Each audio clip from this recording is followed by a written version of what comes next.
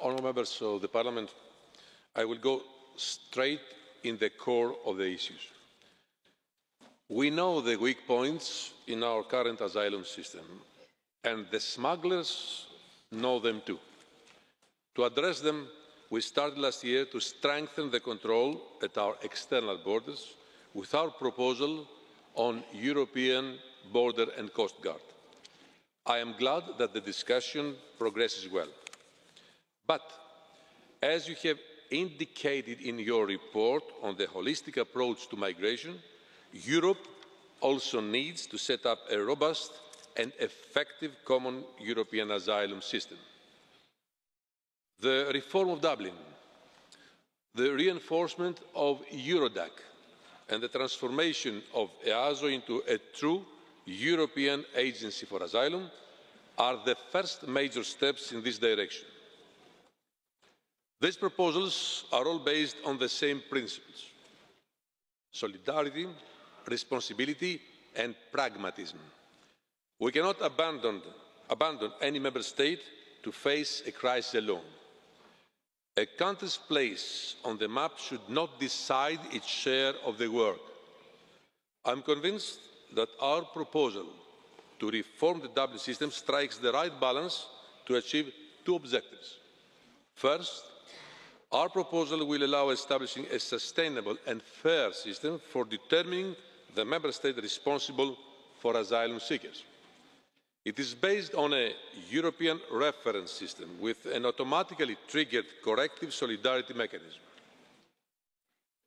Once the number of asylum applications in a member state exceeds 150% of the allocated share based on GDP and population, the corrective mechanism will be automatically triggered. All new admissible applicants will then be shared proportionally between the other member states which are below their share, based on the reference scheme. The objective is to avoid that the member state carries a disproportionate burden. Second, the new Dublin regulation will better prevent secondary movements within the European Union. The current shifts of responsibility between member states will no longer be possible. It is important to see the Dublin regulation as part of the package, together with the reform of EASO and of Eurodac. Indeed, the existing European Asylum Support Office, the EASO, will be transformed into a fully fledged asylum agency.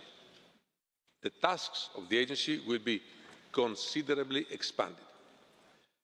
One of its other essential tasks will be to ensure a greater convergence in the assessment of applications for international protection across the European Union.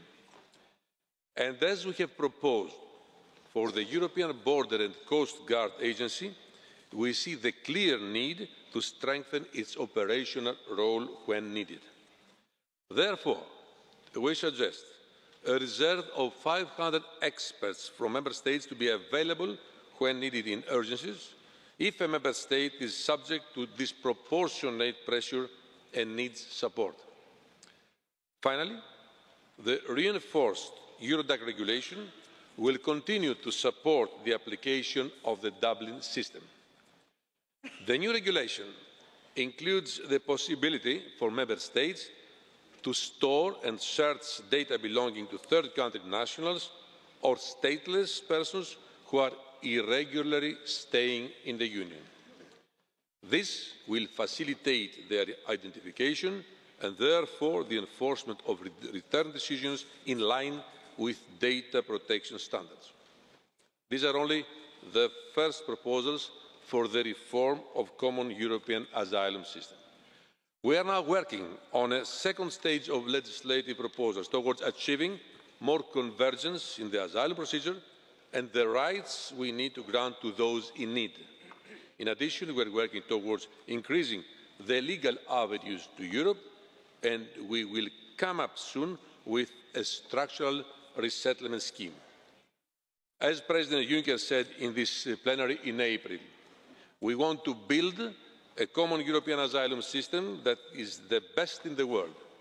and I have full confidence that this House will help us to build a fair, more equitable and more sustainable system that Europe needs and will need in the future. Thank you for your attention.